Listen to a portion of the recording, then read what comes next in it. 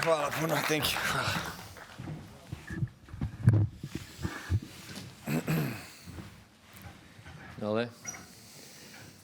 Well, welcome everyone, and again, we did this last night, but I'd like to cheers. Actually, I don't know what to say. Just simply because it's an incredible achievement, and when you're part of history, it's pretty cool to be part of history. And what you've achieved this year, and what you've achieved, particularly, I know the difficulty, what you've achieved these last 2 weeks, is just beyond remarkable. So we're incredibly proud of you. 10-time Australian Open champion, 22 Grand Slams. That's pretty cool. Thank you, Craig. All right, so well done. Cheers, Novak. Appreciate Thank you. it. Thanks. Thanks, Craig. Yeah. I don't think we need any more introduction, so we open up to questions. Novak, congratulations. Can you just take us through, you said on the court, last 4 to 5 weeks, what it's been like for you? Yeah. Well, just a huge pride and satisfaction that I feel at the moment, of course. When I went into my box, I just think emotionally collapsed there, and teared up with especially my mother and my brother when I gave them a hug, because up to that moment, I was not allowing myself to I guess, be distracted with things off the court or whatever was happening, and dealing with an injury and things happening off the court as well that could easily been a big disturbance to my focus, to my game, and it required an enormous mental energy, really to stay present, to stay focused, to take things day by day, and really see how far it can go. I mean, if I turn back the time 2.5 weeks ago, I wasn't really liking my chance in this tournament with the way I felt with my leg, and then it was just a matter of survival of every single match and just trying to take it to the next round.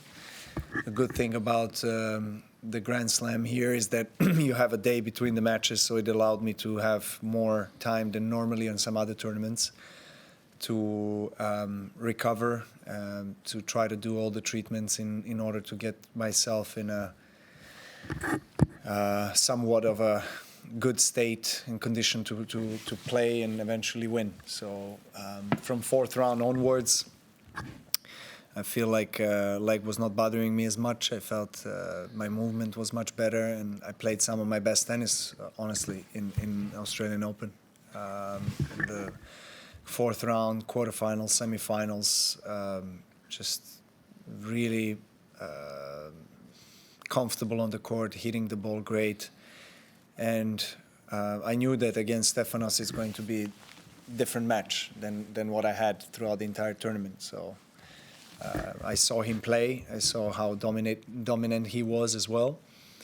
And I knew that it's going to be a big challenge and that I have to stay tough. And that's what I've done. I think I started off really well. Pretty short time for the play of the first set, I think about 30-35 minutes. And then second set, he was a better player. He had his chances, didn't use them. He had a set point. I just held my nerves in both tie breaks on second and third. And it was a huge relief and release of the emotions in the end.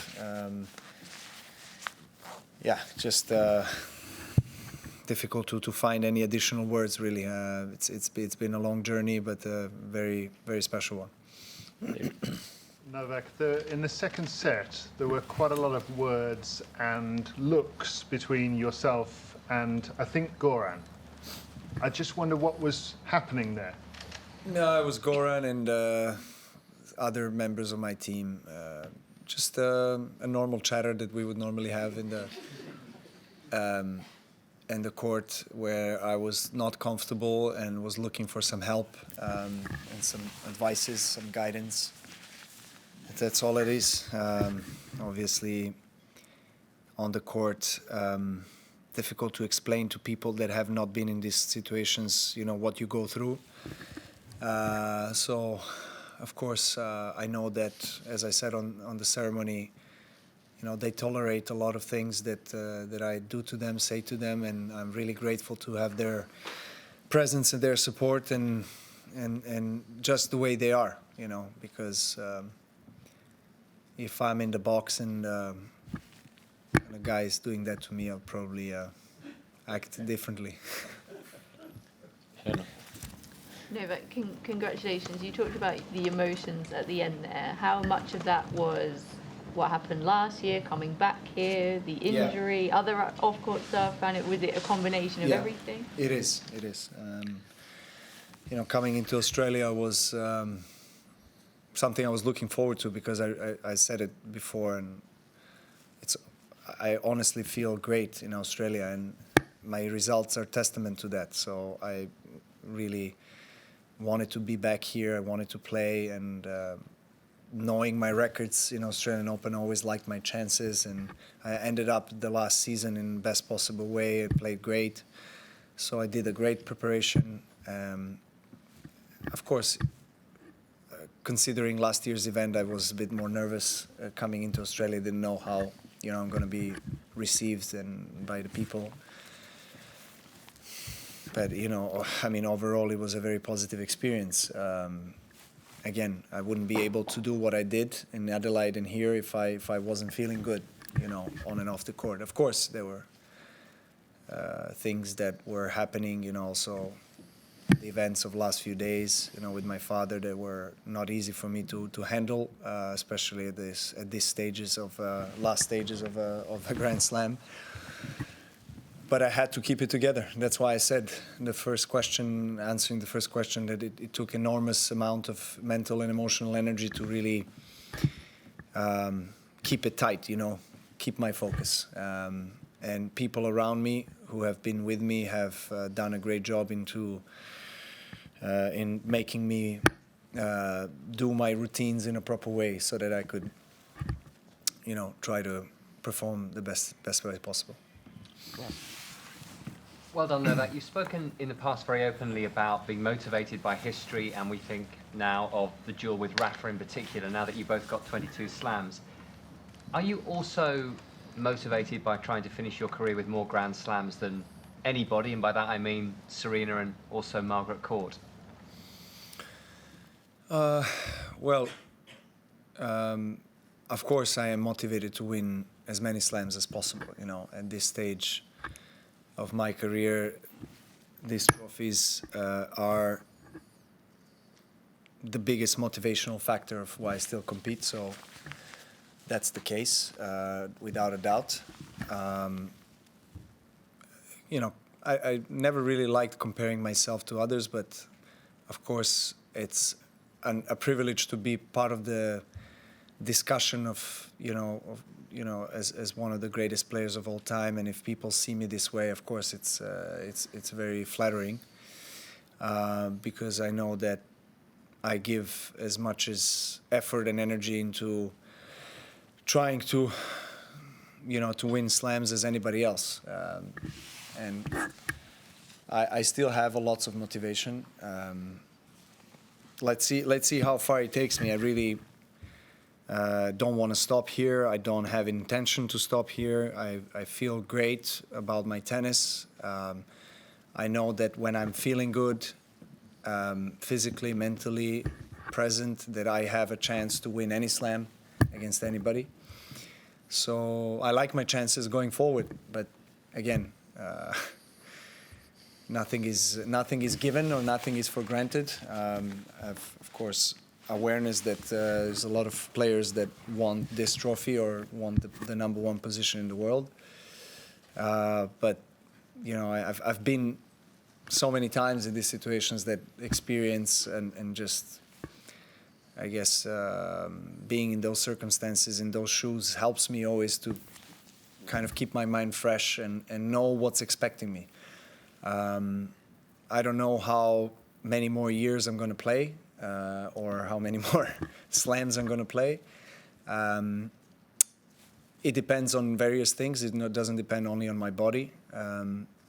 I think it's extremely important for me to be of course, first to have a support and love from the close ones, and ability to go and play and keep the balance with the private life, but at the same time have the mental clarity, or how should I say, aspirations to really strive to chase these trophies.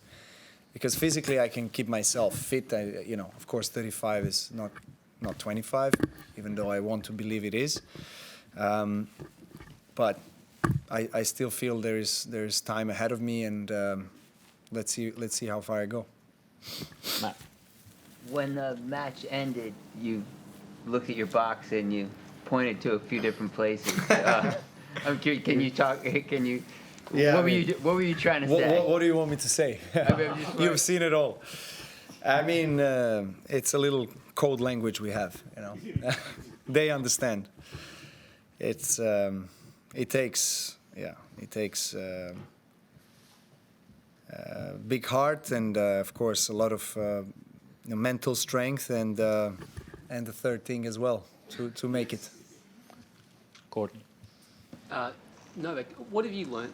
Have you learned anything about yourself over the last fortnight on the court, but also off the court? And your level of tennis, where does it sit compared to, say, the semi-final in 2016 against Federer, for example?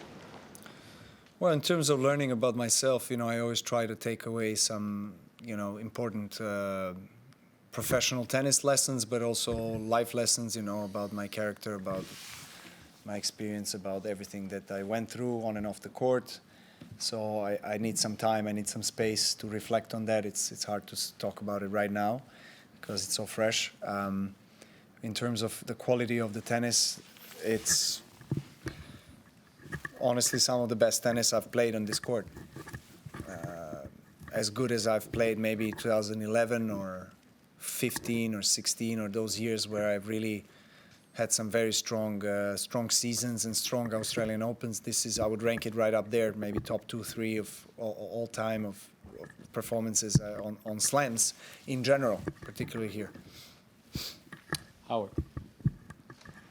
You joked about 35 and 25, but I'm wondering what significance it has to you at this age to both still be winning these things and also now to get to return to number one, and what significance that shows for you about your standing in the game at this stage.